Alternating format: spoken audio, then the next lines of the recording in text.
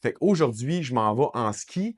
Je t'apporte avec moi toute la journée, puis on va parler de finances. Je te montre 4 façons comment tu peux acheter une maison puis avoir un rabais à l'achat. Puis là, si tu écoutes ces 4 trucs-là, c'est quasiment garanti que tu vas avoir un rabais à l'achat. Si tu ne réussis pas à appliquer un de ces 4 trucs-là, ben, tu n'achètes pas la maison. Mais si tu réussis à trouver une maison avec ces 4 choses-là, c'est sûr que tu as un rabais à l'achat.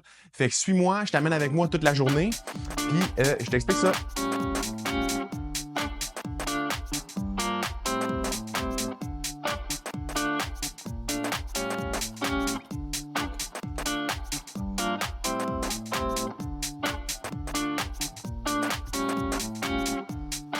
Là, je viens d'embarquer dans mon auto et c'est le déluge. Grosse tempête de neige, là, c'est excitant au bout parce que l'avantage d'aller à la montagne, hein, de ski un jeudi, en tout cas où ce qu'on habite nous, c'est qu'il n'y a pas de touristes. Il y aura personne, là. En tout cas, bref. Il y aura pas beaucoup de monde, ça c'est garanti. Fait que non seulement on va avoir de la belle neige, on n'attendra pas dans les chaises, mais en plus on va pouvoir skier dans des conditions quasiment vierges là. Complètement fou, ça va être malade. Moi je skie vraiment pas souvent, mais là je suis comme excité.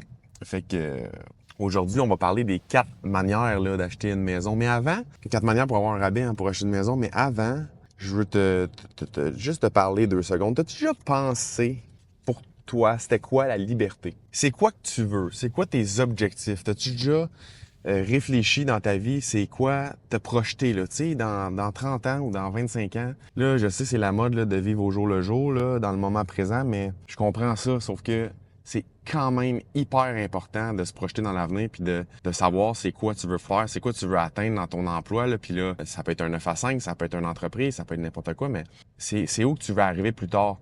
Là, si tu veux la vie que tout le monde veut puis que tout le monde a, ben tu vas avoir ces résultats-là puis tu n'auras pas plus. Mais si tu veux la maison, hein, la piscine creusée, une femme, 2 enfants, un chien, 2 chats, le vin le vendredi soir, le party le samedi soir, maganer un peu le dimanche, on recommence à travailler le lundi, puis le vendredi on recommence. Mais si tu veux cette vie-là, c'est pas bien dur à atteindre. Hein? Une job stable, 75 000 par année. Un couple, 70 000 par année. Le salaire moyen au Québec, je pense que c'est comme 60 000, une affaire comme ça. Fait que 2 à 75 000 par année. Un petit bungalow à 400 000. Tu t'installes une piscine hors terre à 6-7 000, 5-6 000.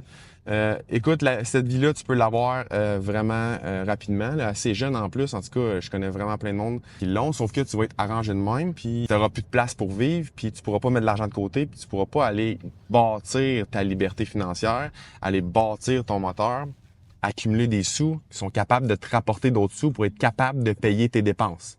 C'est ça l'objectif, hein. Mais si tu veux pas ça, puis tu veux plus que ça, là, ça veut pas dire que tu l'auras pas, ça. Puis ça veut pas dire que tu n'auras pas plus que ça. C'est juste qu'il faut pas que tu fasses l'erreur de le faire au début, de le vouloir au début, puis de dépenser cet argent-là au début de ta vie. Parce qu'au début de ta vie, c'est là que ton argent est plus puissant.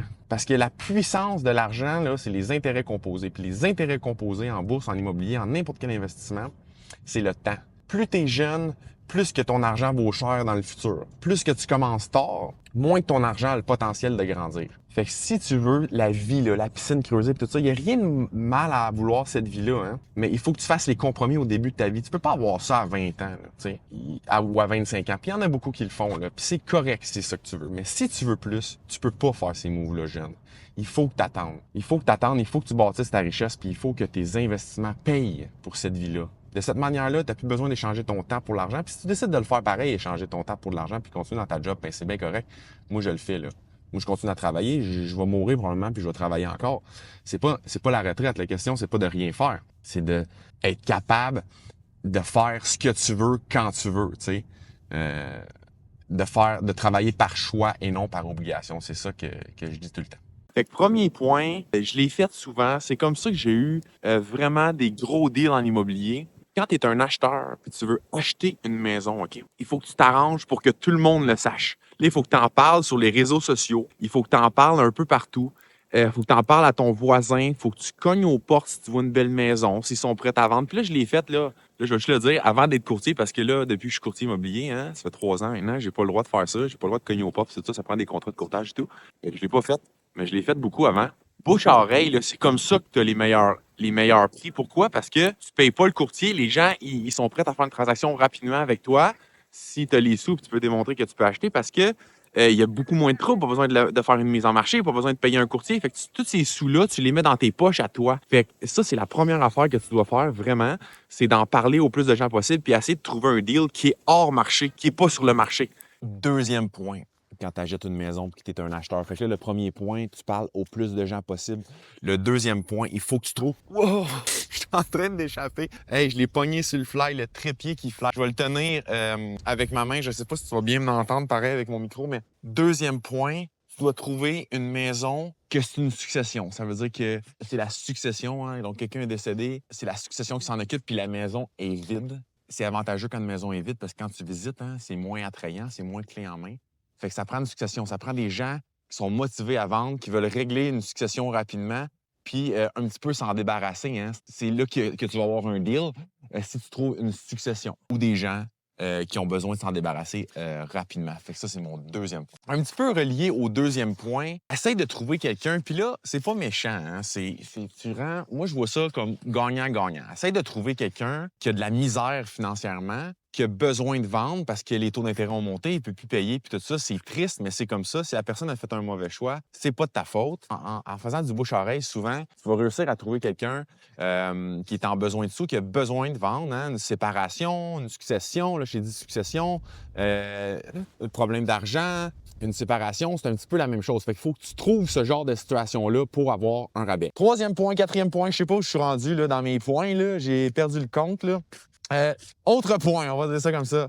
Il faut que tu trouves une maison, quand tu rentres dedans, là, il faut pas que ça soit beau. Si c'est beau, tu sors. Si c'est clé en main, tu sors. Tu peux pas rentrer dans une maison. Là, je te parle pour ceux qui veulent faire un deal, ils veulent faire un move financier, pas un coup de cœur. Si tu rentres dans la maison, tu fais comme « Oh, wow, ça, c'est la maison de mes rêves.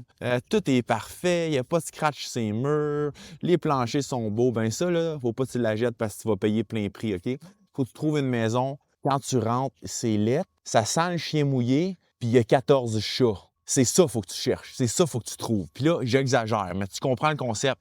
Il faut qu'il y ait un problème avec la maison. Il faut pas que ça soit beau quand tu rentres. Là, j'ai dit, faut qu'il y ait un problème avec la maison. C'est un autre point aussi encore. Je t'en donne plein de bonus. Là. Pas 4, là, je t'en donne 6. Je suis rendu à 7, je pense. Il faut qu'il y ait un problème avec la maison. Pas un gros problème. Pas un gros problème structurel. Un petit problème, quelque chose de facilement réglé. Si la peinture, facilement réglable. Si la peinture est due, ben c'est pas grave. Ça coûte 3 000 à 4 000 à faire, puis ta maison est spick and span après. S'il y a une petite fissure dans le salage, ben là, consulte un expert. Mais souvent, les petites fissures, c'est pas grave. Ça se répare facilement, puis il n'y en a pas de problème, mais ça fait peur à beaucoup de monde. Trouve un problème dans la maison, puis il faut que ça soit pas beau quand tu rentres. Il faut pas que tu aies le goût d'habiter là. Il faut que tu aies de la misère à marcher tellement qu'il y a de stock. Il faut qu'il y ait des boîtes pas déballées du déménagement de 4 ans.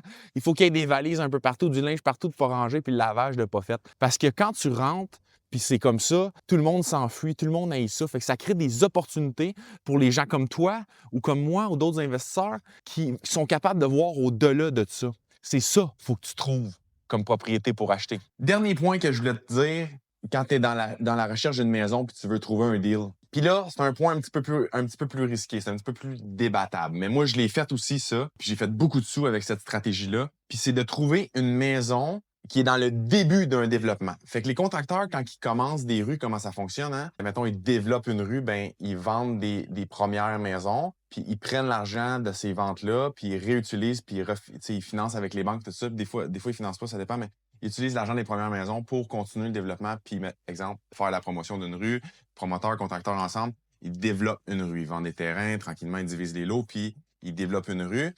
Quand tu fais ça, les premières maisons, les premières maisons du développement, ils coûtent tout le temps pas cher parce qu'ils veulent les vendre pour être capables de continuer leur développement. Puis, une fois que le développement est terminé, ben c'est là que la valeur des propriétés explose. Là. Bien souvent, on voit le double de valeur ou au moins un 30 de plus pour les dernières vendues versus les premières. Mais ça apporte un risque, hein, surtout dans le marché. En ce moment, c'est un marché un petit peu plus difficile. Fait que le risque, c'est quoi? C'est que le contracteur, il termine pas son quartier. Fait que si le contracteur commence le quartier, puis toi, tu as acheté une maison, hein, puis tu l'as fait en pensant que ça allait doubler de valeur ou augmenter de valeur quand que la rue allait être terminée, puis que le promoteur ou le contracteur fait faillite. Ici, au Québec, ils sont assez surveillés. Ça arrive pas beaucoup, mais ça peut arriver pareil. Ben, ta valeur de maison, elle augmentera pas, puis même, elle peut même diminuer si ton quartier n'est pas fini, parce que ça va être délabré, il va y avoir des trous, des maisons semi-construites, puis tout ça, c'est arrivé dans le passé, ça va arriver dans le futur. Mais si tu es capable de trouver un bon contracteur, tu lui fais confiance, puis ça fonctionne bien, puis il a fait ses preuves dans le passé, puis il est solide financièrement, ben, d'acheter les premières maisons d'un développement, c'est un des meilleurs moves que tu peux faire. Pourquoi? Parce que t'as pas besoin de faire des rénovations. C'est brand new. C'est neuf. T'as juste à attendre. C'est un clé en main. Fait que c'est l'exception, ça, du clé en main, là. Tu sais, c'est la seule exception que je fais quand je dis achète jamais de clé en main. C'est vrai. Sauf si t'es capable d'acheter dans un début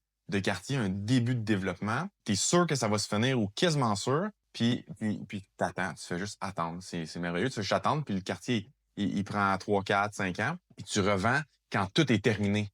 Quand c'est terminé au complet, tu revends. Puis là, c'est sûr que tu vas faire de l'argent, garanti. Si t'as aimé ma vidéo, si t'as aimé ça, ce genre de vidéo-là, abonne-toi, like s'il te plaît, partage, commente, pose-moi des questions.